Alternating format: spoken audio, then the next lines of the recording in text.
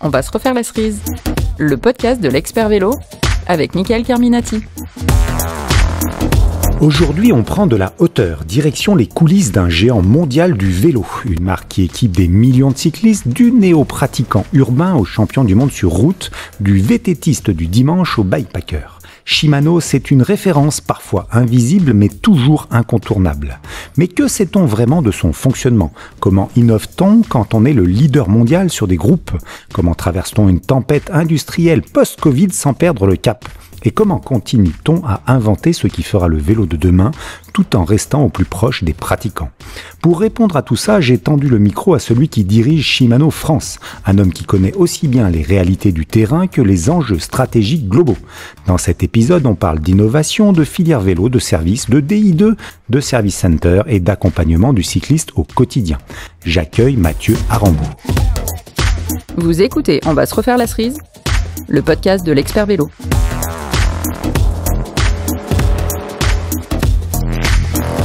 Salut Mathieu. Salut, Mickaël. Merci de me recevoir ici, dans ces somptueux locaux Shimano à Arras. Ouais, dans le Pas-de-Calais, ouais. Voilà, dans le Pas-de-Calais. Alors, ça sent bon l'accent du Nord, ici les collaborateurs. J'essaie de me fiche de toi hors antenne pour te dire, bon, il y a quand même, ça y est, l'accent commence à prendre un petit peu. Ouais, j'essaie de garder mes racines plus au sud de la France, mais bon. Ça fait toujours plaisir, en tout cas, de revenir ici. Les gens sont sympas, accueillants. Enfin, le Nord a toujours ce côté hyper chaleureux. On est d'accord, ouais. Alors avant de parler un petit peu de Shimano, alors bien sûr on est dans l'entité Shimano France, mais bon, elle est quand même très très connectée à Shimano Monde, c'est une filiale. Comment on devient big boss de Shimano France ? Moi je t'ai connu à une époque, alors c'était vieux, j'avais pas encore des cheveux blancs, mais où tu travaillais pour Look avec Eric Van Averbeek notamment. Alors je travaillais chez Hutchinson. C'était Hutchinson, ouais, avec Eric. Ouais. C'est là où j'ai fait presque mes débuts, puisque j'ai 46 ans. Dont 43 pédalés, d'abord sur un tracteur à pédales, après sur un vélo, forcément avec des petits trous que j'ai vite enlevés parce que j'aimais plus les hors des sentiers battus. Donc c'était un peu embêtant les stabilisateurs, et puis de fil en aiguille, je suis arrivé dans une école d'ingénieur. Je me suis dit que j'avais envie de travailler dans un domaine qui me passionnait. J'étais passionné de sport, de vélo en particulier. Je faisais un petit peu de compète. Et puis du coup, bah voilà, j'ai travaillé pas très loin d'ici parce que j'ai fait mes études de post-bac à Lille. J'ai travaillé chez Decathlon, la grande maison bleue, l'autre grande maison bleue. Et puis j'ai fait plusieurs stages, dont un chez Hutchinson. Et puis en fait, à la fin de mes études, j'ai fait mon dernier semestre aux États-Unis. Et puis Hutchinson m'a rappelé en me disant voilà, on cherche quelqu'un qui parle anglais. Donc je parlais un petit peu anglais à l'époque. Et donc voilà comment l'aventure a commencé. J'étais au développement. Donc j'ai eu, je salue là Norbert, Pascal, qui se reconnaîtront, voilà, qui m'ont mis le pied à l'étrier à l'époque, qui m'ont donné ma chance, puis aussi Dominique Bellos, qui était la grande patronne de Hutchinson Pneumatique à l'époque. Donc j'ai travaillé à Montargis dans le Loiret, à l'usine, ingénieur développement, en relation avec des équipes. Alors c'était plutôt VTT au départ, mais aussi des équipes route, parce qu'on a très vite développé le tubeless route à l'époque. Et d'ailleurs, c'était un des pionniers. Ouais, c'était le pionnier. J'ai même eu, je crois, la chance lors de mon stage de pouvoir rouler en toute première mondiale avec le tout premier proto, qui le lendemain matin était dégonflé parce que c'était poreux comme une passoire. Mais bon, voilà, j'ai pu rouler 1 ou 2 heures avec des roues proto et ce fameux premier pneu tubeless route. Et puis voilà, de fil en aiguille, ça se passait bien avec les clients aussi, ça se passait bien avec Eric Van Averbeek, donc le directeur commercial de l'époque chez Hutchinson. Et puis j'ai intégré le marketing au bout de 2 ans et demi, je pense, au R&D. Et puis de fil en aiguille, j'ai travaillé aussi avec Shimano, puisque le développement du tubeless route, forcément, il faut un pneu, mais il faut aussi une roue. Donc j'étais en contact avec des Japonais, avec Okajima-san à l'époque. Un grand monsieur qui a fait plein de belles choses chez Shimano, qui a développé tout ce qui est pédales, chaussures, et puis les roues. Et bref... de fil en aiguille. J'ai eu vent que Shimano France recherchait un responsable marketing. J'ai postulé et en gros, en 48 heures, on m'a dit, c'est vous. Cool. Donc voilà, après 5 ans passés chez Hutchinson, je suis arrivé chez Shimano. Je dis toujours, je suis arrivé dans une petite maison. On était encore, à l'époque, c'était Bertin, les cycles Bertin, au même titre que les cycles Lapierre à Dijon ou les cycles Alvarez à Auch, qui étaient très très connus, qui étaient distributeurs de Shimano. Et puis en l'an 2000, Shimano a racheté la société Bertin pour la partie distribution. On est devenu Shimano France. Donc moi, je suis arrivé en 2006, donc ça fait déjà presque 19 ans. Je suis passé par plein de postes, marketing, SAV, vente aux OEM, donc aux constructeurs de vélos. Et puis après 10 ans, la société avait plutôt pas mal grossi. Je suis arrivé, on était 45. Le marketing, c'était une personne, mon assistante qui est devenue ma femme d'ailleurs, et moi-même. Et quand je suis parti au bout de 10 ans de chez Shimano France, on était 11 au marketing, ne serait-ce que ça, tu vois, pour te donner un petit peu l'ampleur de la croissance de la boîte. Et donc j'ai passé 4 ans chez Shimano Europe. Aux Pays-Bas? Ouais, aux Pays-Bas. Mission super importante, enfin super intéressante, pas importante, intéressante surtout. J'avais en charge donc la structure bike fitting. On était une petite dizaine de personnes. Et moi j'ai parcouru le monde pendant 4 ans avec mes petits distributeurs Shimano pour aller leur expliquer que si bike fitting, l'étude posturale c'est hyper important, c'est un service clé aujourd'hui pour les magasins pour se démarquer de la concurrence, etc. Et puis voilà, puis 4 ans après, donc 14 ans après mes premiers pas chez Shimano, j'ai eu la confiance de Shimano Europe qui m'a demandé de revenir en France. Et donc, je suis le DG maintenant depuis quelques années. Voilà. Mais je suis avant tout, comme je le dis très souvent, un des 85 employés de Shimano en France.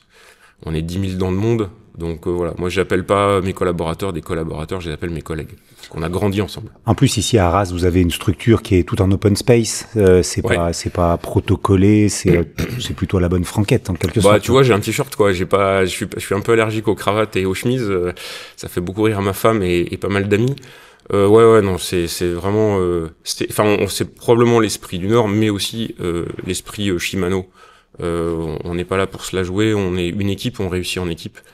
On dit toujours si on veut aller vite, on peut y aller tout seul, mais si on veut aller loin, il faut y aller en équipe, il faut y aller ensemble. Donc voilà. Shimano, ça représente combien de points de vente en France ? Alors ça dépend quelle barrière tu vas prendre, mais pour ceux qui travaillent, on va dire décemment avec nous, c'est plus de 2000 points de vente. Oui, ça fait beaucoup de points de vente. On a plus de 200 Shimano Service Center dont on parlera certainement après. On va expliquer après. Qui sont un peu nos ambassadeurs. Mais oui, ça fait beaucoup de clients et beaucoup de types de clients différents. On a des petits magasins, on a des magasins qui sont franchisés ou pas. On a les grandes chaînes de sport, on a des sites internet, on a aussi des intermédiaires qu'on appelle les grossistes par exemple. Et puis on a évidemment les marques de vélo, parce que c'est aussi un gros business chez Shimano. Aujourd'hui, quand on a un dérailleur, une cassette, une paire de freins Shimano montée d'origine sur un vélo, ça paraît logique que derrière, s'il y a besoin de remplacer parce que c'est usé, parce que c'est cassé, ce sera probablement un produit Shimano qui viendra le remplacer. Donc c'est important pour nous. On va expliquer aux gens un petit peu ce que c'est que de l'OEM, ce que c'est que de l'aftermarket dans le jargon. Ouais. Avant alors il y a toute une génération de jeunes qui sont nés avec du Shimano, qui ont grandi avec du Shimano, mais les gens vieux comme toi et moi, il y a eu un avant Shimano, il y a eu Campagnolo, il y a eu plein de marques un petit peu on pourrait citer les françaises, Uray par exemple, Sachs en Allemagne, voilà. Donc, aujourd'hui tout ça a été écrasé par le leader mondial qui est devenu Shimano. On va même parler un petit peu plus tard de l'impact que ça a sur les constructeurs, puisque Shimano réussit à imposer même ses propres standards aux constructeurs. Mais explique-nous en condensé quand même tous les domaines que couvre Shimano, parce que nous on parle beaucoup routard, mais c'est 10 fois plus vaste que ça Shimano. Oui, alors souvent en plus les passionnés auxquels on s'adresse probablement via ce podcast vont penser aux produits haut de gamme, le Dura-Ace notamment qui fait rêver. Mais en fait, c'est une des premières choses que m'a dit le patron de l'époque chez Shimano France. Il m'a dit « Mathieu, c'est bien, t'es passionné. Maintenant, toi et moi, on n'est pas payé pour vendre du Dura-Ace ou de l'XTR en VTT. On va être payé pour vendre tout un tas de produits, y compris des produits entrée de gamme qui se vendent sur des vélos de supermarché. Je donne souvent cet exemple. Des gens qui achètent un vélo de supermarché et qui vont par abus de langage dire j'ai un vélo Shimano. Non, Shimano a jamais fait de vélo. Par contre, le fait d'avoir un autocollant Shimano sur le cadre et le dérailleur arrière qui va bien, oui, c'est un gage de fiabilité, même si c'est un dérailleur qui coûte quelques dollars à l'usine d'assemblage, quoi. Mais c'est vrai qu'on a le grand écart puisqu'on fait souvent ce que je le dis, c'est des dérailleurs qui valent $1 jusqu'à des dérailleurs qui valent presque 1000 € quand on parle de DI2 par exemple. Et puis ce que je voulais parler moi, c'était route, gravel, VTT, complètement. Et puis l'urbain qui est une énorme partie Shimano aussi. Ouais. En fait, typiquement par exemple si on regarde sur les vélos en libre service, par exemple à Paris, ce sont des vélos qui sont équipés de moyeux Nexus, donc c'est pas un dérailleur, c'est un moyeu avec des vitesses intégrées, c'est comme une mini boîte de vitesse comme on a en voiture. C'était quelque chose sur lequel Shimano, il y a 20-25 ans, était complètement challenger. Et aujourd'hui, dire j'ai un vélo avec du Nexus, c'est presque le commun de tous les gens qui font du vélo taf, etc., qui se déplacent en ville. Et c'est un gage aussi de fiabilité. Donc on est parti de rien. On a fait plein d'opérations à l'époque, c'était même avant que j'arrive, voilà, pour lancer ce produit auquel peu de gens croyaient à l'époque. Et puis force est de constater qu'aujourd'hui, avoir un vélo, encore une fois, avec 3, 5, 7, 8 vitesses, ou même maintenant 11 vitesses, en intégré, c'est hyper bénéfique quand on est en urbain, quoi. Alors pour les passionnés route, bien évidemment, Shimano, comme tu l'as dit, c'est ce fameux DI2 qui a révolutionné l'ère de l'électronique, hein, un petit peu dans le vélo de route, enfin, mais dans le gravel aussi désormais. Il y a l'arrivée du sans-fil désormais, on va en parler tout à l'heure. Ce qui a fait aussi encore plus connaître Shimano ces dernières années, c'est qu'avec le déclin, disons, on va dire l'enlevé de Mavic du Tour de France, ces fameuses voitures jaunes, on a désormais les voitures bleues. Donc ça a encore plus montré la marque. Il y a énormément de marques, enfin d'équipes pro qui sont sponsorisées aussi par Shimano. Ouais, alors pas que, en fait, il y a beaucoup de gens qui ignorent que, en fait, sur l'ensemble des équipes qui sont sur le Tour, certaines sont effectivement sponsorisées, donc ils ont du matériel en dotation gratuite par Shimano, mais il y en a aussi beaucoup qui payent le matos. Ou bien qui ont la fourniture du matos, mais c'est lié à leur équipementier vélo. Donc, en gros, nous, on pourrait pas sponsoriser l'ensemble des équipes du Tour, parce qu'il y en a quand même énormément, une grosse majorité qui roule en Shimano. En fait, il y en a une petite partie. Il y a 6-7 équipes qui sont vraiment sponsorisées en direct par Shimano. Les autres sont soutenues par Shimano, parce qu'il est hors de question qu'on fasse une différence de traitement. Par contre, voilà, c'est du matos qui leur arrive de manière détournée, et en tout cas, pour Shimano, c'est du business et plus du pur marketing sponsoring, quoi. Il y a une grosse partie aussi chez Shimano qui est la pêche. Ouais. C'est un chiffre d'affaires qui est conséquent. Il y a beaucoup de pratiquants de pêche. C'est plus de 20-25% de notre chiffre d'affaires au niveau monde. Quand tu vas en Australie, par exemple, le bureau en Australie de Shimano, c'est on va dire 2 tiers pêche, 1 tiers vélo. Et pourtant, les Australiens sont très férus de vélo aussi, hein. Mais voilà, la pêche, notamment en mer, c'est des produits extrêmement réputés chez Shimano. Tu parles à n'importe quel pêcheur, il va te dire, mais moi, mon rêve, c'est d'avoir un moulinet Shimano. C'est en fait la technologie qui est dans un moulinet, c'est assez similaire à une roue libre dans un moyeu arrière de vélo. Donc voilà, donc ouais, on est très connus, et ça m'est arrivé d'ailleurs par le passé. J'avais une voiture, c'est plus le cas maintenant, mais qui était marquée Shimano. J'avais régulièrement des gens qui me disaient, ah, vous êtes commercial pêche chez Shimano. Non, j'ai pas de moulinet, moi c'est plutôt des roues ou des dérailleurs, mon truc, mais voilà. Mais je gère aussi cette partie maintenant depuis 4-5 ans, et c'est hyper agréable parce que on se retrouve vraiment sur un point déjà, c'est l'amour de la nature. On aime s'évader, on aime respirer l'air pur, ça c'est encore gratuit. Et donc voilà, que ce soit les pêcheurs ou les cyclistes, on a ce point commun. Lorsqu'on a un souci avec un produit Shimano, un problème de SAV, les gros problèmes sont envoyés aux Pays-Bas, c'est ça? Alors non, on fait tout ici. D'accord, à Arras. Tout est fait à Arras. On a, comme tu l'as vu tout à l'heure, 7 techniciens, 5 qui travaillent sur le vélo, 2 sur la pêche, mais en fait, ils ont aussi une polyvalence qui leur permet de passer à l'un ou l'autre en fonction des... Je pensais qu'il y avait un niveau qui permettait justement les très gros problèmes partaient un peu plus loin et... En fait, le truc, c'est que, si tu veux, on a différentes classifications de problématiques. Quand on a un problème qui est vraiment très rare et qui peut être fait, effectivement, peut faire boule de neige assez facilement, là, c'est même pas l'Europe, on renvoie le produit défectueux au Japon directement pour une analyse poussée. C'est aussi pour ça que c'est parfois ce qui surprend un peu certains de nos clients ou des consommateurs, c'est de dire, mais en fait, mon dérailleur, mon dérailleur, c'est pas ça qui est le plus souvent défectueux, à vrai dire, mais mon produit Shimano qui est défectueux, pourquoi je dois le renvoyer? Je vous fais une photo. Oui, mais nous, ce qui nous intéresse, c'est de faire de l'amélioration qualité en continu sur les chaînes de production et pas de faire des milliers, voire des millions de produits défectueux. D'où le fait qu'on récupère tous les produits, on les analyse ici, et s'il y a une analyse qui mérite d'être plus poussée, on les envoie au Japon. On rappelle bien la filière en cas de problème, c'est d'abord d'aller auprès de son revendeur. Exactement. Qui fait un premier diagnostic. Ouais. Et ensuite vous contacte ici à Arras, quoi. Ouais, okay. Exactement. Shimano, chaussures, Shimano bien évidemment roues, groupe, mais vous êtes aussi distributeur. En France. C'est ça. En fait, pour t'expliquer, pour expliquer aussi aux podcastristes et podcasteurs, en fait, on a effectivement cette fonction. On est une filiale de Shimano Europe, elle-même filiale de Shimano Japon. Donc, on fait partie de ces 10 000 employés dans le monde de Shimano. On distribue les produits de marque Shimano, donc tu les as cités, tout ce qui est transmission, freinage, roues, pédales, chaussures. On est le leader mondial de la chaussure de vélo, par exemple. On a des lunettes. on a quelques vêtements, des chaussettes, des surchaussures, etc. Et puis on a aussi des marques qui nous sont propres. Pro par exemple, qui fait toute une gamme d'accessoires, de selles. À des rapports qualité-prix souvent bien placés par rapport à la concurrence. Bien placés et puis très technique. On est vraiment monté en gamme depuis une dizaine d'années. On a aujourd'hui des équipes comme l'équipe Quickstep qui roule avec ces produits, les cockpits, donc les cintres, les potences, etc. On a aussi Laser, c'est une marque de casque historique, on va dire, qui était belge, qui a été rachetée par Shimano il y a maintenant quelques années. On a Bike Fitting, dont on a parlé tout à l'heure, pour l'étude posturale. Donc ça, c'est des marques qui sont propres. Et puis effectivement, après, il s'est trouvé qu'on a eu des opportunités, des marques nous ont approchés en disant, bah écoutez, vous avez pas mal de commerciaux, on en a 14 sur le territoire, même si c'est un vaste territoire, ça fait quand même pas mal. Et donc, ils nous ont dit, est-ce que vous seriez intéressé pour distribuer du pneu? On a Vittoria, on a Continental, des outils comme VAR, une marque française, comme Lista, qui est une marque référence qui fait plutôt on va dire de l'atelier haut de gamme qu'on retrouve en Formule 1, dans les belles concessions de belles voitures, etc. On a de la nutrition avec Science in Sports, SIS, qui est vraiment hyper coté dans le peloton pro et du coup qui se développe énormément parce que le bouche à oreille fonctionne bien. Qui était une marque anglaise à la base il y a 10 ans. Ça, ouais, tout à fait. Ouais. Et puis on a aussi des produits d'entretien comme Motorex, qui est une marque suisse qui fait tout ce qui est lubrifiant, etc. Donc voilà, donc on a un grand panel à offrir aux consommateurs, à nos détaillants.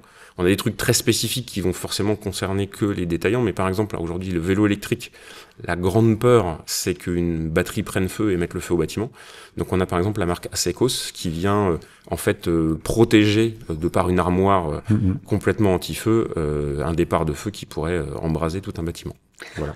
On le sait aussi, il y a ce sacro-saint Taïwan, il y a la Chine qui flotte au-dessus de notre industrie. Il y a des produits chinois aujourd'hui qui arrivent qui sont très conséquents. Les produits Shimano, tout ce qui est groupe, en tout cas Eru, c'est conçu et développé où? Alors, c'est conçu exclusivement au Japon. En fait, j'avais posé une fois la question à Yozo Shimano à l'époque, en lui disant mais pourquoi dans les équipes de développement on n'a pas plus d'Européens? Et moi, avec ma petite expérience ingénieur, je me serais bien vu partir éventuellement quelques années. Et il m'avait expliqué à l'époque, il m'avait dit mais en fait on est tellement sur le fil du rasoir en termes de process de fabrication, etc., qu'en fait la barrière de la langue, elle est immense. Et en fait la petite nuance qui, en plus, faut le dire, les Japonais parlent surtout japonais. Du coup, on va pas la passer en anglais. Et le Google Translate va pas avoir la subtilité. Ça marche difficilement. Donc, effectivement, c'est des ingénieurs japonais, mais qui visitent énormément les marchés, que ce soit en Europe, que ce soit aux États-Unis, etc. On a régulièrement des ingénieurs qui viennent sur les courses pour questionner les teams, pour questionner aussi pas que sur les courses, l'utilisateur moyen. On a aussi des Japonais qui viennent parfois sur des séjours de 3-6 mois dans des magasins.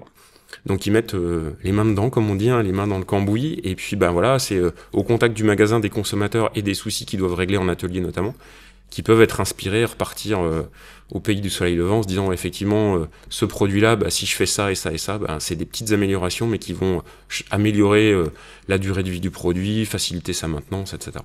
Alors, quand on est leader mondial comme ça, au niveau du concept, on a une chance folle, c'est qu'on peut imposer des standards. Alors, ça va pas parler à monsieur tout le monde, mais pour les spécialistes, le flat mount, le press fit, par exemple, la connectique DI2, c'est des choses, techniquement, quand je m'appelle Cervélo, quand je m'appelle Orbea, par exemple, quand je vais concevoir mon cadre, Shimano va me dire, non mais attends, là, ton perçage pour les flat mount, dans les étriers de frein à l'arrière, tu les fais comme ça. Et tu te tais, c'est comme ça, et puis c'est tout. Ça, c'est quelque chose qui est, il y a un travail quand même avec les marques. Ouais, et alors pour expliquer un petit peu, on travaille 2-3 années minimum en amont. C'est-à-dire qu'entre le moment où le vélo sort monté en magasin, il y a déjà eu à minima 1 an et demi, 2 ans de présentation produit, de discussion, etc. Et donc quand on parle de développement, c'est sur des cycles qui durent parfois 4-5 ans.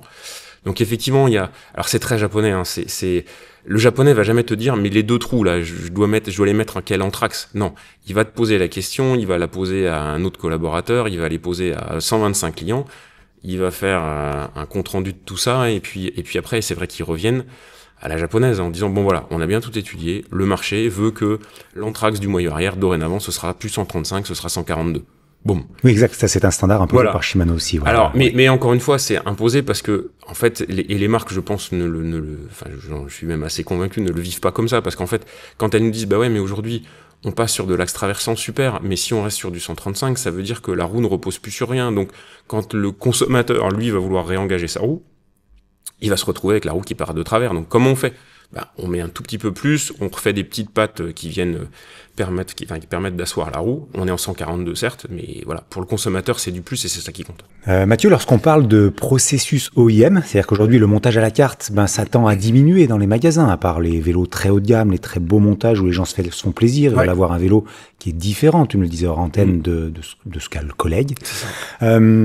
On parle d'OEM parce que lorsqu'on rentre dans un magasin, souvent le vélo Shimano, Orbea, toujours pour citer cette marque-là, pourquoi pas, eh bien il y a un montage dessus en Ultegra, en 105, qui est bien spécifique. Il y a chez les marques ce qu'on appelle le PM, Product Manager, qui dit voilà, on va chef de produit, en fait. Chef de produit, voilà. On va faire un vélo qui va sortir à 4 000 €. Donc du coup, moi je vais mettre tel groupe chez Shimano et il faut pas que je dépasse les 4 000 € prix public. Explique-nous du coup comment les marques font, c'est-à-dire que là il y a une négociation dès le départ avec Shimano Monde pour acheter, je dis n'importe quoi, 6 000, 7 000, 8 000 groupes en 105. Comment ça se passe un petit peu ça, pour que les gens comprennent le vélo qu'ils ont en magasin? Alors effectivement, on parle de Bills of Materials en anglais, donc c'est une liste de pièces. Hein, donc en fait tu fais une addition en bas de page et tu te dis est-ce que je suis bien dans les 4 000 €, etc. Sachant que forcément il y a les marges à rétribuer à ton détaillant, à ton distributeur, etc. Ce qui est intéressant, c'est que en fait on se rend compte que chez Shimano en tout cas, il n'y a pas de négociation de prix ou quasiment. Alors certains vont dire que c'est parce qu'on a une position très forte. Évidemment, les prix vont varier d'un tout petit fabricant à un très gros fabricant. C'est logique, d'un petit magasin ou un très gros faiseur. Mais ces prix-là vont pas varier dans des dimensions de 20-30% comme certains l'imaginent, en nous disant mais c'est pour ça que il y a des prix parfois sur le marché qu'on trouve qui sont cassés, etc. Non, cette variation de prix, elle est, je vais pas dire infime, mais quasi, c'est de l'ordre de quelques pourcents. Et encore une fois, on est plus dans l'accompagnement technico-commercial, en expliquant, aujourd'hui tu me dis que tu veux un vélo endurance par exemple. Sur un vélo endurance, on va plutôt monter un 50-34 avec une cassette 11-34 derrière pour être vraiment polyvalent. À l'inverse, tu me dis je veux un vélo aéro. Là, un 52-36 avec une cassette 11-30, ça a plus de sens. Voilà, on est dans ce type d'accompagnement-là. Sachant que là on parle des groupes, mais il y a aussi les roues, etc. qui rentrent en ligne de compte. Après voilà, la négo, en tout cas chez Shimano, c'est vraiment la marge. Soyons clairs. C'est ce qui explique aussi, parce qu'il y a beaucoup de pratiquants qui se posent des fois la question, que quelquefois sur des vélos montés en 105, DI2 ou mécanique, tu vas retrouver une cassette KMC, une chaîne KMC. C'est parce que c'est pas Shimano qui dit faites ça, c'est au contraire. Vraiment non. C'est ce fameux PM qui a dit moi j'ai des coûts à respecter. Exactement. Donc je vais aller chercher KMC parce que la cassette à l'arrière elle est je te dis n'importe quoi en prod 50 balles moins cher. Ouais, on va parler de quelques dollars, mais effectivement ça leur permet d'arriver avec un vélo un peu mieux placé, sachant que typiquement la chaîne c'est pas quelque chose que va regarder le consommateur. Après, il y a des choses, tu vois, qui se voient plus. Le pédalier, par exemple. Alors, sur des vélos, on va dire entrée moyenne gamme. Souvent, on nous reproche que nos pédaliers sont un petit peu chers par rapport à la concurrence. Il y a des technologies, il y a des plein de choses qui font qu'en fabrication, ça se justifie. Ce qui est assez rigolo, c'est que là, j'ai un exemple en tête de cette semaine où on a un client qui nous dit, moi, je voudrais que vous fassiez un effort sur ce pédalier-là. Mais en fait, on a conscience de ce qu'il a aujourd'hui. C'est un pédalier qui vaut 50% de moins que ce qu'on a. Donc en fait, son deal à lui, c'est pas de dire je veux un pédalier à quelques dollars. Non, lui, ce qu'il se rend compte, c'est qu'en fait, avec un pédalier moins cher, néanmoins son vélo est moins attractif. Et que demain, s'il remet un pédalier Shimano, là le client, il va voir tout de suite que d'abord, il y a la marque sur le pédalier, mais il y a aussi le fait que le shifting, alors notamment sur un pédalier, le dérailleur avant, le passage d'un plateau à un autre est hyper difficile à faire bien fonctionner. Avec une chaîne, un dérailleur, une manette et un plateau, double plateau Shimano, forcément c'est tout optimisé quoi. Même si en général ça fonctionne, mais faire ce qu'on appelle l'arc-en-ciel, c'est-à-dire qu'en général t'as des gens qui sont, tu sais, les mecs vont mettre un pédalier rotor, enfin t'as des énervés qui vont calculer le moindre watt d'économie, tout ça, du rotor avec à l'arrière du ceramic speed, toutes ces choses-là. Est-ce que ça reste quand même une minorité d'énervés qui cherchent une performance de quelques watts, on est bien d'accord. La plupart du temps, on retrouve quand même une certaine homogénéité ou pas? Alors, de plus en plus, on a eu cette mode, alors c'est arrivé beaucoup dans le VTT, déjà parce que dans le VTT, par exemple, on va mixer très facilement des pièces d'un groupe avec un autre. Dans la route, a priori, ton vélo, il est soit en 105, soit en Ultegra, soit en Durace. Il n'y a pas trop de mixte avec un dérailleur Durace, mais une cassette Ultegra, une chaîne 105, etc. Mais effectivement, il y a eu ce panachage assez folklorique qu'on a vu à une époque. Sauf qu'en fait, encore une fois, Shimano, forcément, on a des ingés, et on en a quand même quelques centaines, hein, qui travaillent, donc ils se parlent. Hein, quand on conçoit une nouvelle chaîne, c'est avec la cassette, le plateau qui va bien, etc. Et donc, du coup, on a vu aussi des gens qui sont revenus vers nous, entre guillemets, en disant, bon, ok, et nous, enfin, ça nous arrive régulièrement sur des événements d'avoir des cas comme ça, où le gars te dit, bah, ma chaîne ne passe pas d'un plateau à l'autre. Et on essaye tout, et on a des vraiment bons mécanos chez nous, hein. Et en lui disant, bah, écoutez, en fait, changez de pédalier, puis vous verrez, ça ira mieux. Alors forcément, le gars, on lui dit de manière cordiale, et puis un peu sur le ton de la blague, mais souvent, t'as des gens qui nous disent, bah en fait, vous avez raison, j'ai fait ça quelques mois après, et effectivement, ça va mieux, quoi. Ces dernières années, quelles sont selon toi là où les innovations qui ont le plus marqué le constructeur japonais, justement, la marque Shimano? Alors ça dépend ces dernières années ou jusqu'où tu remontes, mais en gros, une des premières innovations, c'est le système SPD, donc la pédale automatique. Look a inventé la pédale route, rendons à nos Français ce qui leur appartient. Mais Shimano a inventé le pendant VTT avec la SPD. Qui peut servir aussi en urbain, qui sert sur plein de thématiques, le gravel notamment. Ouais. Donc ça, c'était vraiment une grosse nouveauté, parce qu'arriver avec une chaussure spécifique qui se connecte, qui se clip sur cette pédale, c'était vraiment novateur. Et puis, plus proche de nous, clairement, on en l'a déjà évoqué plusieurs fois, le DI2, le fameux DI2, où on est arrivé à l'époque, honnêtement, on avait à la fois un groupe du race mécanique à l'époque, qui n'existe plus sur la dernière version, et une version électrique. Et pour la petite anecdote, si je peux prendre un tout petit peu de temps, c'est que même moi, je m'étais dit, bah non, arrive un moment, un DI2, ça coûte trop cher. Même moi, qui est forcément accès à des prix, etc. Et donc, j'avais décidé de monter un vélo du race, mais mécanique. Et puis, on fait une présentation presse à Gordes, dans le sud de la France. On invite l'ensemble des journalistes français. Et on leur dit, bah voilà, vous allez avoir pendant 2 jours et demi du mécanique et de l'électronique. Et donc, vous allez pouvoir tester les deux. Voilà, on pousse pas ni l'un ni l'autre. Et en fait, moi-même, le premier jour, forcément, appâté par cette nouveauté, tout le monde teste le DI2, donc tous les vélos, c'est les journalistes qui roulent avec sur le DI2, et puis la deuxième journée, ils se disent, bah voilà, il faut quand même qu'on roule avec le mécanique, donc il nous restait des vélos tests DI2. Et là, je me dis, bah allez, mon petit Mathieu, va falloir quand même tester aussi ce DI2. Je suis revenu, j'ai dit, bon, ok, j'ai compris, il y a juste pas photo, et pourtant, un du race mécanique, ça marche très très bien, et je me suis monté un vélo en DI2. Et depuis, je ne roule qu'en DI2, j'avoue. Là, tu le disais, donc Shimano a bien évidemment innové avec ce fameux DI2. Ça a inspiré ensuite le constructeur américain SRAM, qui lui est arrivé directement avec une technologie sans fil. Campagnolo est arrivé avec des câbles un peu plus péniblement, mais est arrivé aussi dedans. Shimano était absent depuis quelques années de la technologie sans fil, wireless. Là, récemment, il y a eu une nouveauté, tu l'as là sur la table, ce fameux GRX, qui arrive justement en sans fil. Pourquoi Shimano a mis du temps à arriver en sans fil? Parce que je pense pas que ça soit un problème de moyens ni d'ingénieurs. Tu l'as dit, il y a des gens hyper compétents. Les brevets, visiblement, il y a un système différent. Donc voilà, c'est pas l'ingénierie qui manque. Pourquoi ce temps de latence? Alors, faut dans la mentalité japonaise, une innovation, c'est une vraie innovation si elle a quelque chose de différent. Si on reboucle sur le tout premier Durace DI2 quand il a été présenté, 10 vitesses, certes il y avait des câbles, donc c'était des câbles électriques plutôt que des câbles et des gaines classiques, mais Shimano avait, je pense, à cœur de démontrer qu'un système électrique, de dérailleur électrique, pouvait avoir une très grande autonomie. On en discutait ce midi, moi, mon premier vélo en DI2 que j'ai toujours, je fais à peu près 8000 km de vélo par an, je fais un peu de tout, du VTT, de la route, etc. Mais en gros, mon vélo de route, je le rechargeais au 1er janvier, au 31 décembre, j'avais encore de la batterie.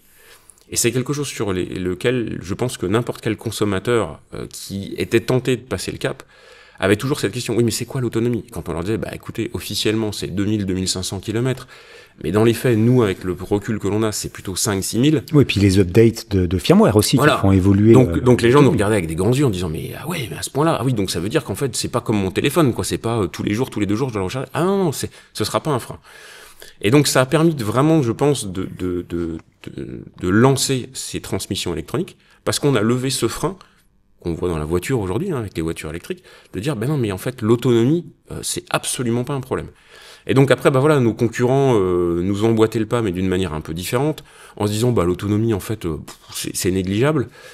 Bon, aujourd'hui, selon les pratiquants, enfin, tu vois, j'ai parlé avec des participants de la Race Cross France il y a quelques jours. Il y en a beaucoup qui me disaient, ah non, mais moi, je veux rester en mécanique, quoi. Parce que même pour eux, un ancien DI2 qui propose aujourd'hui, encore une fois, 2000 km d'autonomie, pour eux, c'est pas suffisant. Ils ont 2500 km à faire à la Race Cross France. Ils disent, non, mais aujourd'hui, un câble, au pire, si le câble casse, je vais me débrouiller, quoi. Si demain, j'ai plus de batterie, ça se déconnecte et tout, là, c'est une vraie galère, quoi. Donc voilà. Ouais, bah alors qu'avec une powerbank, tu recharges un DI2 sans problème, hein, on est d'accord. Ouais, on est d'accord. Donc c'est plus des mentalités, des façons de faire, ouais, de la sécurité en tout cas. Ouais, et puis c'est des verrous dans la tête, quoi, en fait. Psychologique. Donc on a réussi à enlever ce verrou-là, et puis bah voilà, on est arrivé aujourd'hui avec par exemple ce GRX. On a aussi des dérailleurs DI2 qui sont présentés là ces dernières semaines en VTT. C'est pas juste du sans fil, c'est pas juste une petite batterie qui certes va réduire l'autonomie, forcément, on n'est pas. Mais c'est que par exemple, on a un système de débrayage du dérailleur, c'est-à-dire que si tu prends un choc, ton vélo tombe, tu heurtes, j'en sais rien, un plot en béton ou quoi, ça casse pas ton dérailleur va bouger et il va surtout revenir en place tout seul. Aujourd'hui, sur ce qu'on a encore avec du fil sur la route, ton dérailleur se débraye effectivement pour le protéger, pour éviter qu'il pète et que du coup, ben, t'en es pour quelques centaines d'euros. Hein. Mais par contre, il faut le remettre à la main en place, tu vois. Donc c'est ce genre de petite innovation qui paraît infinitésimale, parce qu'on se dit, bah en fait, ouais, ça m'arrive peut-être 3 fois par an d'avoir le vélo qui tombe quand je m'arrête. Oui, mais les 3 fois où ça arrive, si ça t'arrive en course ou peu importe, bah tu seras content que ce soit le dérailleur tout seul qui fasse le job. Donc voilà, il y a des innovations qui sont bien cachées, qu'on essaye d'expliquer aux consommateurs et à nos revendeurs, mais voilà, c'est pas juste de faire du sans fil pour faire du sans fil, quoi. Juste pour finir sur cette histoire de sans fil, ce fameux GRX, donc c'est RX 827, c'est ça la référence. Ouais. Donc on est bien d'accord que c'est pour l'instant en monoplateau, avec justement un update du levier droit. Ouais, c'est-à-dire que la personne qui serait en méca, elle pourrait passer avec ça tranquillement. Tu peux faire un mini-groupe, entre guillemets, tu rachètes juste les manettes, tu reconnectes tes durites, voilà, tu purges un petit coup, terminé. Et puis après, tu appaires ton dérailleur arrière avec ta manette et c'est parti, quoi. Les moteurs sont des moteurs qui ont été développés spécifiquement pour le sans fil, pour consommer moins, ou on reste sur la même technologie de Alors c'est pas fil. C'est pas que les moteurs, c'est tout le software qui est derrière, etc. Effectivement, on a aujourd'hui une consommation qui est quasi nulle, et c'était aussi ça un des gros challenges. Je me souviens qu'à la première présentation aussi de ce fameux Durace DI2, on avait des gens qui nous prenaient en référence le Mectronic de chez Mavic. Encore une fois, rendons à César ce qui appartient à nos petits Français. Oui, mais enfin, eux pour le coup, ils étaient hyper précurseurs. Ils avaient voulu sortir du sans fil. C'était à l'époque des piles plates, etc. Donc forcément, une autonomie qui n'avait rien à voir, des interférences sous les lignes à haute tension. Enfin bref, tout ce qu'on a pu expérimenter plus ou moins ou entendre, voilà. Bon, bah, nous, on est arrivé 10 ans plus tard. Donc voilà. Et forcément, 15 ans après quasiment la sortie de ce premier DI2, il y a plein de choses qui ont évolué et pas encore une fois que les moteurs. Les softwares, on s'en rend pas compte. Mais on fait aussi des produits pour les vélos électriques. Et aujourd'hui, le nerf de la guerre, il est aussi beaucoup sur le software pour pouvoir économiser au maximum pour toutes les déperditions qui servent à rien, pouvoir les éliminer et garantir une meilleure autonomie. D'où l'importance d'utiliser ce fameux l'application Shimano. Ouais, eTube. Pour faire fréquemment les mises à jour. Alors faire des mises à jour, ouais, c'est vraiment important parce qu'en fait, on se rend compte que bah oui, les petits progrès qu'on va amener par ces mises à jour de software, dont l'autonomie, voilà, vont vraiment influer. Et puis il y a aussi un truc qui est hyper intéressant avec cette application, c'est que aujourd'hui tu peux paramétrer n'importe quel bouton pour qu'il fasse une action différente. Des gens qui ont des handicaps par exemple s'en servent énormément. Tu vas pouvoir, pour ça c'est pour tout le monde, décider si ton dérailleur va bouger très très vite d'une vitesse à une autre, va changer de vitesse très vite ou pas, selon comment t'appuies, si tu tournes, selon ta fréquence de pédalage, etc. Enfin voilà, il y a une vraie personnalisation qui est assez unique avec cette appli. Parle-nous un petit peu des services, c'est-à-dire que Shimano, donc c'est du matériel, mais c'est aussi des services. Alors, il y en a un qu'on cite depuis le début, c'est le bike fitting, effectivement, dans lequel tu as bien travaillé. Et il y a aussi ce qu'on appelle un service center, c'est-à-dire que un magasin qui est service center pour le pratiquant, c'est quoi comme aide au quotidien? Alors en fait, c'est un peu plus de 200 magasins répartis de manière assez proche, en France. Donc ça permet de trouver assez facilement son plus proche magasin Shimano Service Center. D'abord, c'est des gens qui sont formés de manière très régulière, plus régulière que nos autres magasins, sans faire offense aux autres, mais aujourd'hui on a des sessions de formation 1 à 2 fois l'année, sur en global une dizaine de villes. Les Shimano Service Center, on a des promoteurs techniques qui vont les visiter tous les 2 ou 3 mois et qui les forment. C'est-à-dire que là, en ce moment, typiquement, nos promoteurs techniques ont déjà formé tous les Shimano Service Center sur le nouveau GRX DI2. Donc voilà, si tu as un vélo à faire monter, à acheter en GRX DI2, t'es sûr que le Shimano Service Center, lui, il a été formé. Ce qui n'est pas forcément le cas du petit collègue qui attend cet hiver pour aller venir se former sur une de nos sessions de formation. Donc il y a ça. Il y a un SAV qui est plus rapide, parce qu'on considère que ce sont nos ambassadeurs. Donc du coup, le temps de traitement, il est quoi qu'il en est de 24-48 heures. Là, on arrive dans la période estivale, on a nous aussi, on a nos collaborateurs qui prennent des vacances. Donc du coup, parfois, le délai passe de quelques jours à un peu plus d'une semaine. Shimano Service Center, tu ramènes ton produit, tu l'amènes le lundi, le vendredi, t'es sûr que le magasin, là... Tu vas pouvoir rouler le week-end, quoi. Voilà, ça c'est vraiment un plus, quoi. Ok.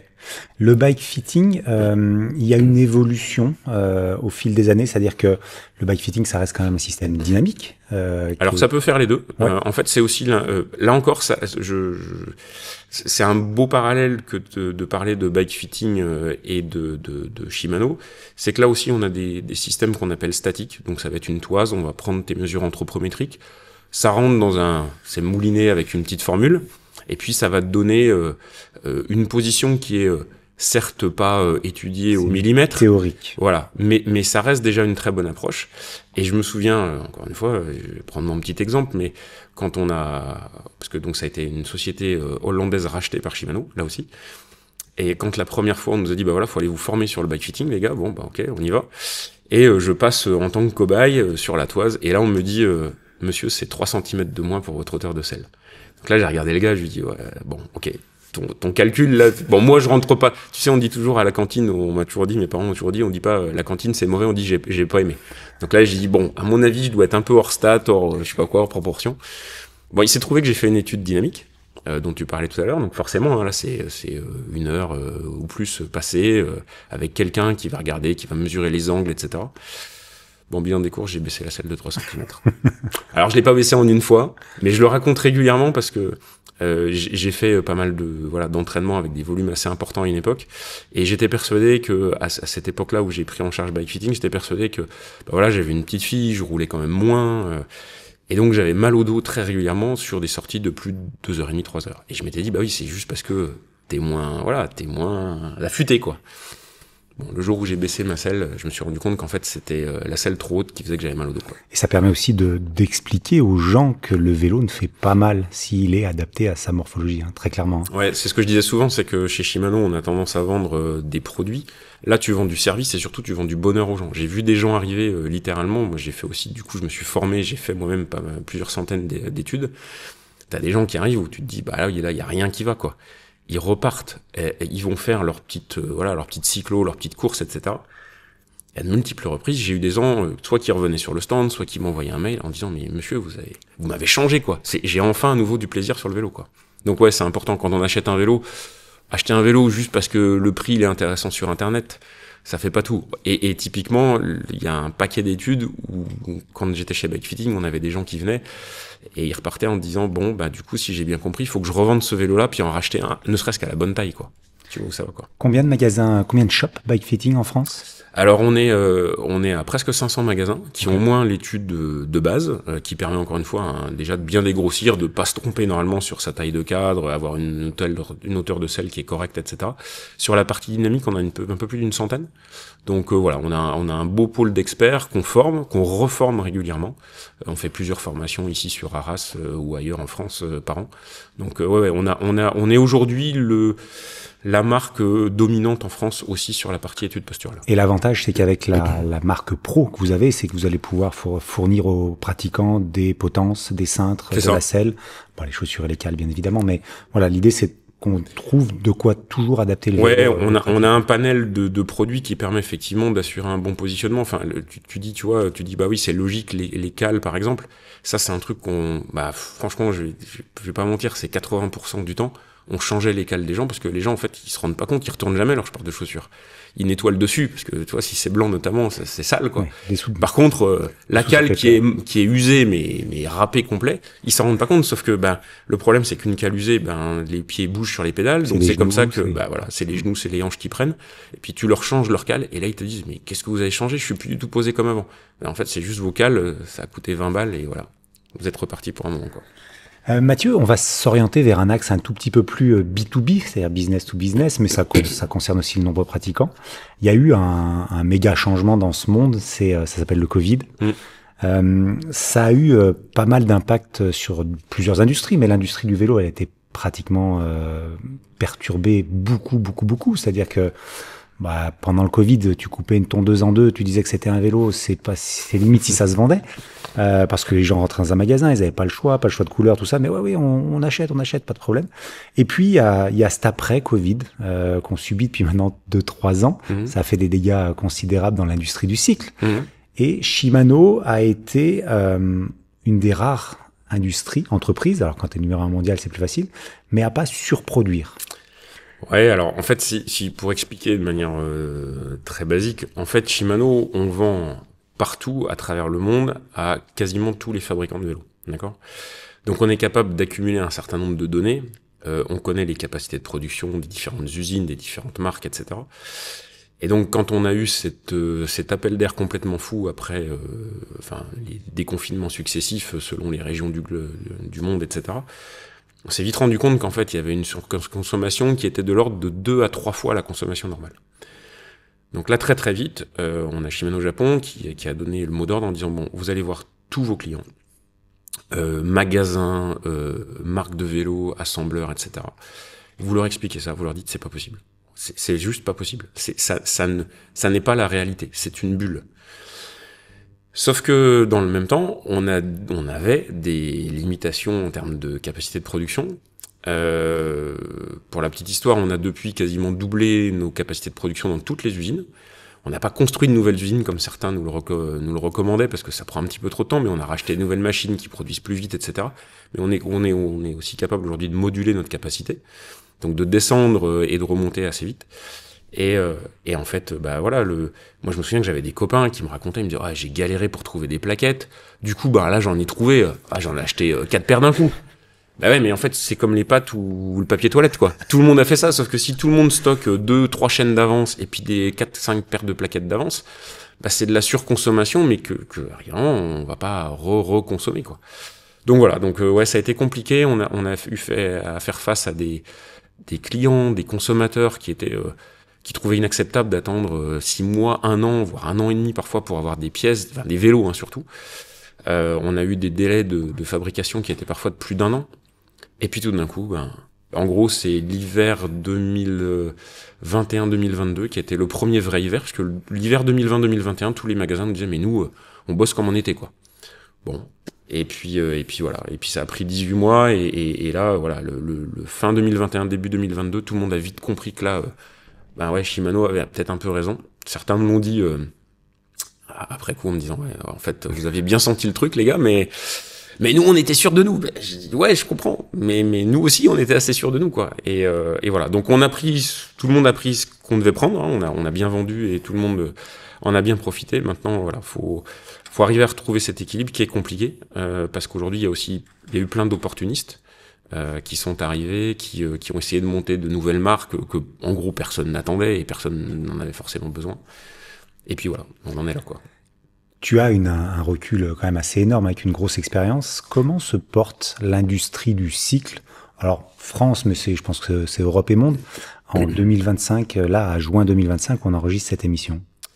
Alors, l'industrie, ça va. Il y a eu des moments bien pires, je pense. Il y aura, j'espère, de meilleurs moments.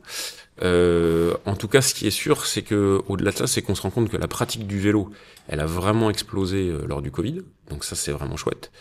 Que ça continue. En tout cas, ça se maintient. Après, ce qui va être vraiment la clé de la réussite, de la continuité du développement du business du vélo et de la pratique du vélo, c'est avant tout ça qui nous intéresse. C'est que, par exemple, qu'il y ait des structures, des infrastructures qui soient développées. Je l'ai dit en préambule, j'ai habité en Hollande, enfin j'ai habité en Belgique, je travaillais en Hollande. J'avais 40 km à faire à vélo pour aller au boulot. Sur les 40 km, j'avais 38 km 800 de pistes cyclables séparées de la route. Donc j'y allais même de nuit, l'hiver, etc. Je ne craignais absolument rien, j'avais 200 mètres à partager avec les voitures. Donc j'avais cette pratique commuting que j'ai complètement abandonnée, honnêtement, depuis que je suis rentré en France. Parce que, sans faire offense à la municipalité d'Arras, ici dans le Pas-de-Calais, les infrastructures sont absolument déconnectées du besoin. Et franchement, je tire mon chapeau aux gens qui emmènent leurs gamins en vélo cargo ou quoi le matin, parce que de temps en temps, ça va être un petit peu chaud pour partager la route. Donc c'est ça qui va être important, sachant que nous, notre mission chez Shimano, c'est de promouvoir le vélo en premier lieu, parce qu'en fait, on se dit que si la pratique du vélo continue, en fait, ça va permettre à terme de vendre plus. On n'est pas une société philanthropique, mais voilà. Mais avant tout, c'est de pousser les gens à utiliser leur vélo plutôt qu'un autre véhicule, notamment un véhicule qui pollue, quoi. Est-ce que la baisse ou l'explosion est homogène? C'est-à-dire, est-ce qu'il y a un secteur route, gravel, VTT, urbain? Alors toi, t'es sur le bon segment. Qui est plus touché. Non, toi, t'es sur le bon segment. Route et gravel, c'est quelque chose où on sait qu'il y a des gens qui pratiquent fortement. En plus, ce nouveau segment gravel, il est un peu à la croisée des chemins. Il y a des routiers qui se mettent au gravel, des VTTistes qui se mettent au gravel. Alors, ça reste une niche quand même. Les chiffres sont énormes parce qu'on part de très très faible malgré tout. Ouais, mais tu vois, le GRX, qui est un groupe vraiment dédié, qui a été créé de toutes pièces par Shimano, avec plusieurs étages. Aujourd'hui, on a du 10, du 11, du 12 vitesses en GRX. C'est un vrai succès chez Shimano.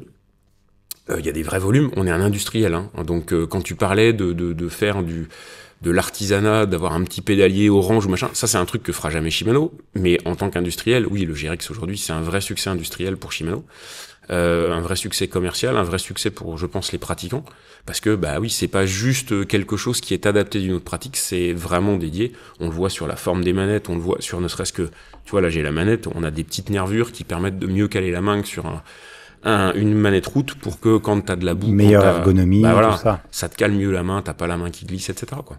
Il y a eu quand même une adaptation à l'innovation. Est-ce que ce surstock qui existe en magasin, ça a freiné un petit peu l'innovation aujourd'hui dans le domaine en général?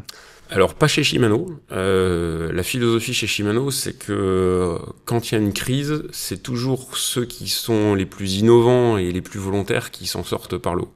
Donc, on a continué d'investir. On a continué d'investir dans l'humain, déjà, dans nos équipes, parce que quand tu vends plus, il faut aussi plus de bras pour gérer tout ça. On a investi dans le développement, dans des nouveautés, etc. La preuve en est, on a beaucoup de nouveautés qui sont arrivées cette année et qui vont encore arriver dans les mois et années qui viennent. On a juste décalé, et ça c'était plus sur des produits entrée de gamme, certaines nouveautés produits, parce qu'en fait, oui, quand t'as des tonnes de VTT entrée de gamme, par exemple, dans les entrepôts, ça sert à rien d'arriver à ce moment-là avec un nouveau dérailleur VTT entrée de gamme. Parce que là, on va te dire, écoutez, vous êtes gentil, mais là, on va déjà écluser les quelques centaines de milliers de vélos qu'on a en carton, puis après on verra, quoi. Donc voilà. Est-ce que il y a parce que il y a souvent une différence entre la marque Shimano et puis ce que le pratiquant peut retrouver en magasin? Problème de communication, les gens qui ont la carte Shimano, ça reste aussi des industriels, des commerçants qui sont là pour faire marcher la boutique, faire tourner la boutique, il faut qu'ils gagnent leur vie aussi. Est-ce qu'il y a un petit peu une disparité entre ce que la marque veut faire passer comme message, comme innovation, et le pratiquant? Est-ce que tu trouves que quand tu vas sur des salons, type le Rock d'Azur par exemple, qui est un salon où on est confronté au pratiquant final, il y a une différence par rapport à la philosophie que met Shimano au départ? Pas spécialement. Je pense qu'aujourd'hui, encore une fois, notre réseau, par exemple Shimano Service Center, sont de bons ambassadeurs. On les réunit pas qu'à l'occasion de formation, mais on fait aussi une petite journée avec eux chaque année où on leur explique les orientations de la société, hein, c'est pas que du produit. Notre vision aussi du marché et de son évolution. Donc non, de ce point de vue-là, on est plutôt en phase. La seule chose aujourd'hui, on s'en rend compte encore plus avec le Covid, c'est que le monde va beaucoup plus vite. Le consommateur, et je vais pas juger si c'est légitime ou pas, hein, veut tout de suite. Et donc du coup, oui, quand il arrive et que il veut commander la nouvelle pièce ou son nouveau vélo, bah c'est tout de suite quoi. Si le magasin il est un 56, il faudrait peut-être presque couper le cadre et lui en faire un 54, tu vois. Donc voilà. Mais non, globalement, les messages passent plutôt bien. En plus, on s'adresse de plus en plus aussi aux consommateurs via les réseaux sociaux par exemple. On fait des petits tutos sur des choses très très basiques, hein. Comment recentrer par exemple tes plaquettes quand t'as enlevé la roue et puis malencontreusement toi ou voilà peu importe qui a appuyé sur le levier de frein et ça a rapproché les plaquettes puis là du coup le disque touche. Bon voilà, c'est des petites choses qui permettent de donner de vulgariser en fait la mécanique vélo. Même si on a ouvert par exemple, on parlait tout à l'heure de l'appli YouTube, il y a une partie qui est ouverte aux consommateurs, mais il y a aussi une partie plus pointue qui n'est ouverte qu'aux détaillants parce que là on le voit bien. Il y a certains consommateurs qui, à force d'essayer de bidouiller, nous mettent tout le temps vrac, et du coup, là, ils sont quand même bien contents de trouver leur magasin de vélo physique pour les accompagner, pour leur dire, écoute, là, ce que t'as fait, c'est pas bien, mais écoute, on va régler le problème, on va te remettre le bon micro-programme, parce que là, t'as tout effacé, effectivement, il n'y a plus rien qui marche. Ça arrive assez régulièrement, ça. Est-ce que toi, en tant que boss Shimano France, tu arrives à sonder, il y a eu pendant le Covid l'explosion de la vente en ligne. Aujourd'hui, visiblement, moi j'ai discuté avec quelques magasins, ça tend à se stabiliser, c'est-à-dire qu'il y a quand même des pratiquants qui viendront jamais en magasin pour acheter des pièces, ils passent par des boutiques en ligne, mais il semble que le magasin sérieux, dont les service centers, voit désormais une stagnation. Il n'y a plus de perte de clients, il n'y a plus de fuite de clients. Le service est quand même au cœur du débat aujourd'hui. Ouais, alors tu as complètement raison. Aujourd'hui, je pense qu'un client, en fait, il fait pas son choix sur je veux acheter sur Internet ou je veux acheter en magasin. Lui, ce qu'il veut, avant tout, c'est que voilà, je veux acheter tel vélo, je veux avoir tel service, telle expérience lors de mon achat. T'en as qui vont me dire, mais moi, j'ai pas besoin de l'aide de qui que ce soit, je sais quel vélo, quelle taille, quel ceci. Bon, ok, ceux-là, effectivement, vont avoir tendance à aller au plus direct, donc disons-le, sur Internet. Mais t'en as quand même une grande majorité aujourd'hui qui savent pas, qui ont besoin de conseils, ne serait-ce que sur, on le disait tout à l'heure, la fameuse taille de cadre. Oui, mais alors, moi, par exemple, je fais 1m83, je roule sur un 54. Quand je dis ça, souvent les gens me disent, t'es sûr, c'est un 56 qu'il te faut. Je peux leur démontrer par A plus B que si tu me mets sur un 56, je vais avoir plus l'air de Superman, et puis la sortie de tige de selle, ça va pas être terrible. Donc voilà, donc je pense qu'il y a un équilibre qui est fait, et puis on insiste aussi à beaucoup de gens qui vont chercher du conseil en magasin, qui achètent en magasin, qui vont aussi parfois picorer un petit peu sur une grande surface de sport, parce que finalement acheter une chambre à air, là, pour le coup, l'expérience magasin sur une chambre à air, c'est pas foufou. Voilà, donc il y a ce qu'on appelle de l'omnichannel. Aujourd'hui, il faut pas être sectaire. En tout cas, on n'est pas chez Shimano. On travaille avec tous les acteurs de manière, je pense, légitime et puis aussi raisonnée. Comme je l'ai dit tout à l'heure, on n'a pas, faut arrêter de penser que parce que monsieur est un gros site internet, on lui a fait 20% de remise par rapport à un autre. Non, c'est absolument pas ça. La politique commerciale chez Shimano, elle est tenue. Même si effectivement il y a aussi de temps en temps des bons coups à faire, parce que là pour le coup on parlait de la crise de certains acteurs du vélo. Quand tu es une usine de vélo et que tu te retrouves avec plein de groupes par exemple que tu peux pas monter parce que tel fabricant t'a annulé ses commandes, les groupes voilà, tu les revends entre guillemets à la sauvette comme on dit sur le marché gris. Donc voilà, il n'y a pas de boîte, il n'y a pas de notice d'utilisation, parfois tu n'auras pas le petit maillon rapide pour fermer la chaîne. Mais t'auras fait une bonne affaire. Jusqu'à quand, je ne sais pas, mais voilà. Toi qui as bourlingué en Europe, est-ce que tu penses que la France est en retard, en avance, ou on est sur un marché européen qui est assez homogène aujourd'hui? Les gros faiseurs, c'est Allemagne, Pays-Bas. Est-ce que tu penses que ça peut encore évoluer en termes de pratique? On voit beaucoup de femmes qui se mettent au vélo depuis de bon nombre d'années, des couples, des gens qui faisaient pas de vélo, qui se sont mis au vélo, qui découvrent la passion. Est-ce que tu penses qu'il y a encore des marges de progression assez importantes en termes de pratique? Alors j'en suis certain, j'en suis convaincu. Sur la partie route gravel dont tu traites principalement, je pense qu'on est le pays du Tour de France qui a lieu en ce moment. Donc globalement, on est pas mal, hein, quand même. On est bien situé. On sait de quoi on parle sur cette pratique-là. Après, c'est vrai que le gros développement que l'on voit depuis maintenant de nombreuses années, c'est le vélo électrique, notamment pour aller travailler, pour se déplacer, voilà, au jour le jour. Là, faut faire un petit parallèle. Hein. On a culturellement un vélo pour le français moyen, c'était 250-300 euros. Aujourd'hui, quand tu arrives dans un magasin digne de ce nom, il va te dire, bah écoutez, monsieur. Un vélo électrique à moins de 2000 euros, ça va être compliqué, quoi. Sinon, vous aurez un truc qui tiendra qu'à moitié la route, vous risquez d'être déçu par la fiabilité, etc. Donc forcément, on a des gens qui ont investi des sommes, entre guillemets, pour eux, qui sont incroyables dans leur vélo. Par contre, soyons clairs, ces gens-là, ils vont pas renouveler tout de suite leur investissement, parce que pour eux, ça a été un vrai investissement. Ils ont mis 2000-2500 euros minimum dans un vélo électrique. Avant, ils en avaient un pour 300 euros qui leur faisait 20 ans. Donc celui-là, a priori, ils s'attendent à le céder à l'arrière-petit-fils, quoi. Donc voilà. Mais oui, ça va se développer et j'ai pas de doute là-dessus. Il y a une vraie... Le vélo, c'est du sport santé. C'est pas traumatisant, on en discutait ce midi, comme par exemple la course à pied. Donc aujourd'hui... à n'importe quel âge, faire du vélo, c'est bon pour la santé, ça devrait être remboursé par la Sécu quasiment, quoi. Comment tu vois ces marques, on disait généralistes, c'est-à-dire pour expliquer à nos auditeurs, un généraliste c'est quelqu'un qui partait de la Draisienne à 50 euros jusqu'au vélo à 10 haut de gamme à 5000 euros dans ces choses-là. Il y a des généralistes qui, post-Covid, se sont dit, pétard, la marge sur ces vélos-là, elle est trop infime, les faire venir de loin, ça nous coûte, toutes ces choses-là, qui ont arrêté d'être généralistes, qui se sont mis à faire du plus haut de gamme. C'est-à-dire que ce fameux product manager, il fabriquait plus des vélos faits pour être vendus à 2000, mais plutôt à 5000. Il n'y a pas un vide aujourd'hui de généralistes, c'est-à-dire que les marques ont toutes voulu, ces marques généralistes sont mis à faire un petit peu du premium pour la marge, pour peut-être une sauvegarde, une survie en tout cas. Mais il y a moins de généralistes et on parlait justement, tu l'as dit tout à l'heure, 80% des gens aujourd'hui qui font du vélo, ils veulent un vélo. Ils veulent pas y mettre des sommes folles, ils veulent découvrir la pratique. Il y a un acteur quand même en France qui était à 45% de marché du cycle, c'est Oxylane avec Decathlon, Van Rysel, toutes ces choses-là. Mais est-ce qu'il n'y a pas une perte un peu de généraliste? Est-ce que toi, de Shimano, tu le vois, ça?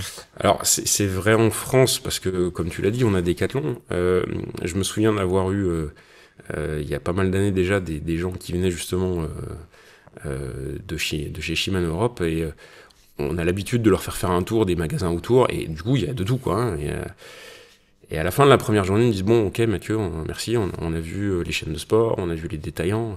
Maintenant, on voudrait voir un magasin de vélo de ville. Et là, il y a eu un blanc. J'ai dit, c'est-à-dire, un magasin de vélo de ville, quoi. Je veux acheter un vélo de ville. En tant que Hollandais, aux Pays-Bas, on a des magasins dédiés aux vélos de ville.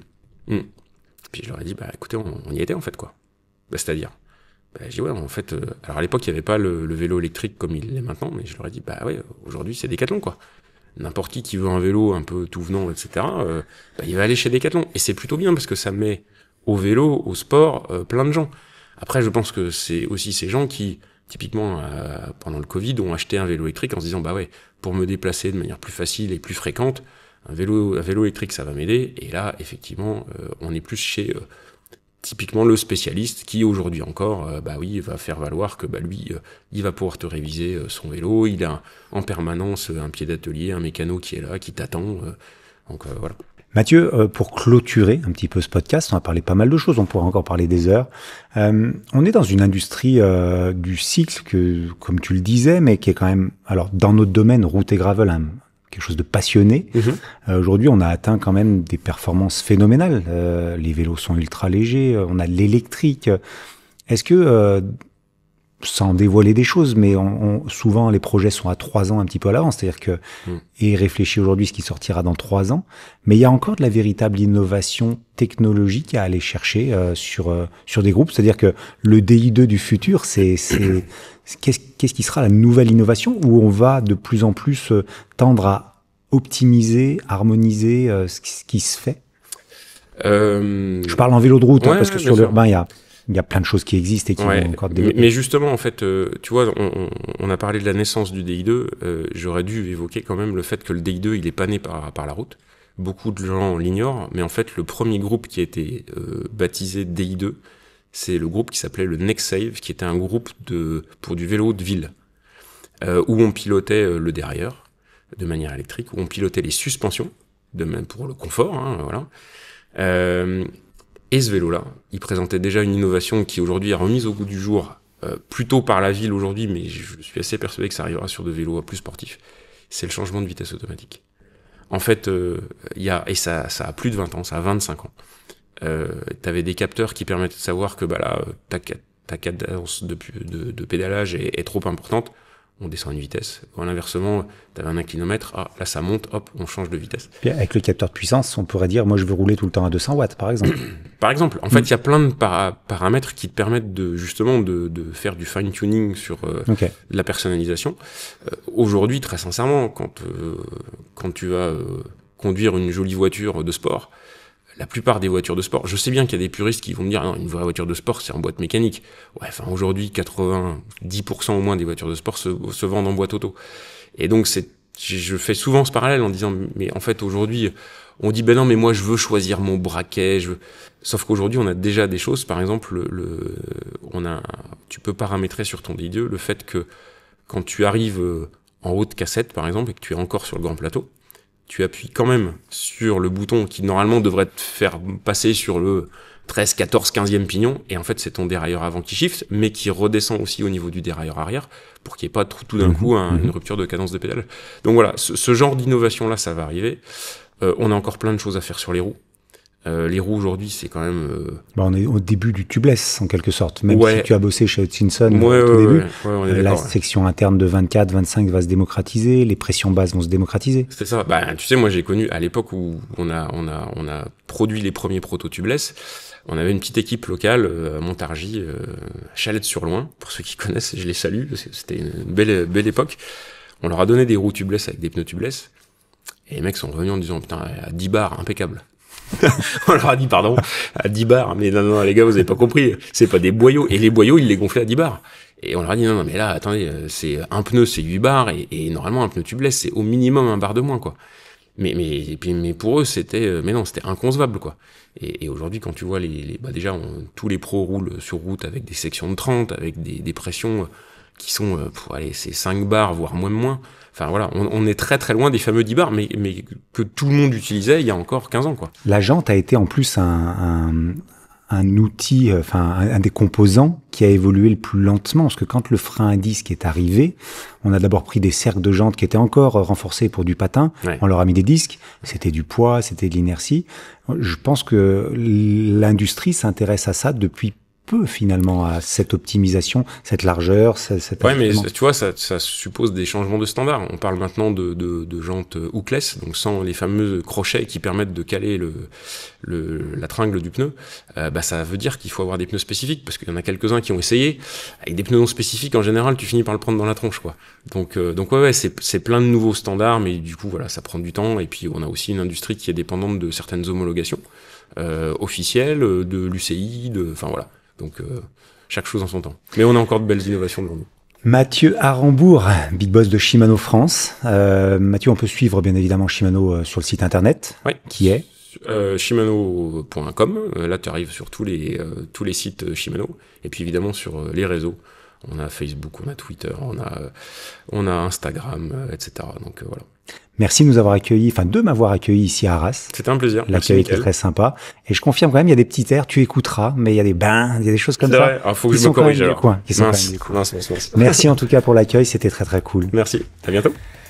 Quant à nous, on se retrouve pour un prochain podcast. Restez connectés à nos réseaux sociaux. Abonnez-vous à vos plateformes de diffusion, Apple Podcast, Spotify, YouTube et Amazon. Enfin bref, toutes les plateformes qui diffusent. Abonnez-vous aussi à la newsletter de l'Expert Vélo de manière à être informé des dernières parutions. À très très vite pour un nouveau podcast. Ciao, ciao. Retrouvez toute l'actualité de l'Expert Vélo sur www.l'expertvélo.com.